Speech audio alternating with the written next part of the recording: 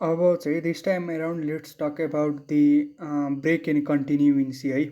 अब ब्रेक भनेको चाहिँ हामीले स्विच स्टेटमेन्ट अलरेडी हेरिसकेका छौँ। यसले के गर्छ भन्दाखेरि स्विच स्टेटमेन्टबाट चाहिँ जम्प आउट गर्ने काम गर्छ। जस्तो केस सेटिस्फाई गर्यो भनेदेखि त्यो चाहिँ केसभित्रको के हुन्छ एक्सप्रेसनमा चाहिँ त्यो जुन आएको चाहिँ केससँग म्याच भयो भनेदेखि त्यो केसभित्रको कोड चाहिँ एक्जिक्युट हुने भयो। त्यसपछि के हुन्छ ब्रेक हुन्थ्यो होइन।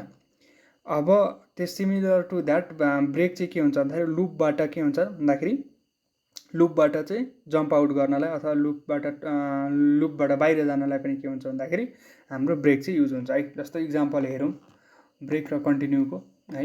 कन्टिन्यू त हामीले हेरेको छैनौँ, कन्टिन्यू फर्स्ट टाइम हेर्दैछौँ। अब ब्रेक र कन्टिन्यू हेरौँ है त। जस्तो ब्रेक भनेर हेरौँ होइन।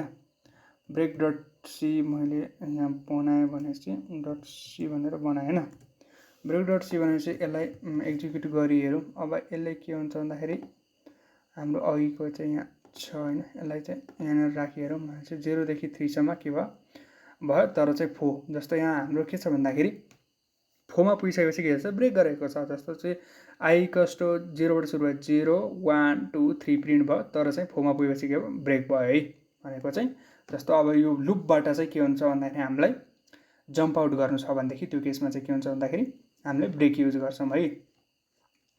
अब अर्को हेरौँ कन्टिन्यूको केस होइन। कन्टिन्यूको केसमा चाहिँ के हुन्छ जस्ट अपोजिट हुन्छ क्या। एउटा चाहिँ के हुन्छ भने स्किप हुन्छ होइन। अनि स्किप भएर चाहिँ त्यसलाई हेरौँ है त। यहाँ अब यो इक्जाम्पल सहित हेरौँला।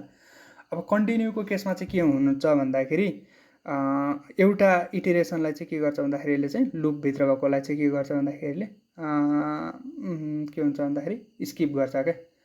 एउटालाई चाहिँ ब्रेक गरिदिने काम गर्छ है। जस्तो अब एउटा स्पेसिफाइड कन्डिसन भइसकेपछि त्यो के हुन्छ भने त्यसलाई ब्रेक गरेर अर्कोमा चाहिँ यसले के गर्छ कन्टिन्यू गर्ने काम गर्छ है। नेक्स्ट इटिरेसन अफ द लुपमा चाहिँ जाने काम गर्छ है। जस्तो चाहिँ अब हामीले यहाँ हेऱ्यौँ भनेपछि कन्टिन्यूको केस हेरौँ होइन। कन्टिन्यूको केस हामीले फर लुपमा हेरिरहेको छौँ। जेनरली अब फर लुपमै युज भइरहेको हुन्छ होइन। कन्टिन्यू डट सी अब फर लुपमा भइसकेपछि you can do it on the के हुन्छ भन्दाखेरि वाइल लुपमा गर्न सकिन्छ होइन। जस्तो चाहिँ अब यसलाई चाहिँ गऱ्यो भनेदेखि के हुन्छ भन्दाखेरि यसलाई एक्जिक्युट गऱ्यो भनेदेखि के हो 0 1 2 3 4 3 5 7 8 9 होइन। अब फोमा पुगेपछि के हुन्छ ब्रेक भएको थियो भन्दाखेरि यसलाई चाहिँ फोलाई चाहिँ के गर्यो स्किप गरिदियो क्या। भनेपछि कन्टिन्यू गरेपछि यहाँबाट चाहिँ के भयो टर्मिनेट भयो क्या। यहाँबाट चाहिँ जम्प आउट भयो तर चाहिँ नेक्स्ट यो कन्डिसन म्याच भयो हुँदाखेरि चाहिँ तब त्यो कन्डिसन आयो भने चाहिँ त्यसलाई चाहिँ के भयो भन्दाखेरि त्योभन्दा मुनिपट्टि चाहिँ गएन। यहीँबाट चाहिँ के भन्दाखेरि यसलाई चाहिँ ब्रेक गरिदियो क्या। यो ट्याक्क त्यो पर्टिकुलर कन्डिसनमा चाहिँ ब्रेक गरिदियो। त्यस्तो केसमा चाहिँ के हुन्छ भन्दाखेरि हामी कन्टिन्यू युज गर्छौँ है।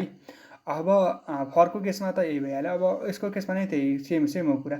सो वाइल्डको केसमा नै त्यही हो। अब यसलाई चाहिँ यी रिटर्नमा चलाएर हेरौँ है त। यो चाहिँ ब्रेकको कन्डिसन त्यसपछि यो चाहिँ कन्टिन्यूको होइन। कन्टिन्यूको केसमा चाहिँ पनि सेम रिजल्ट आउनु पऱ्यो।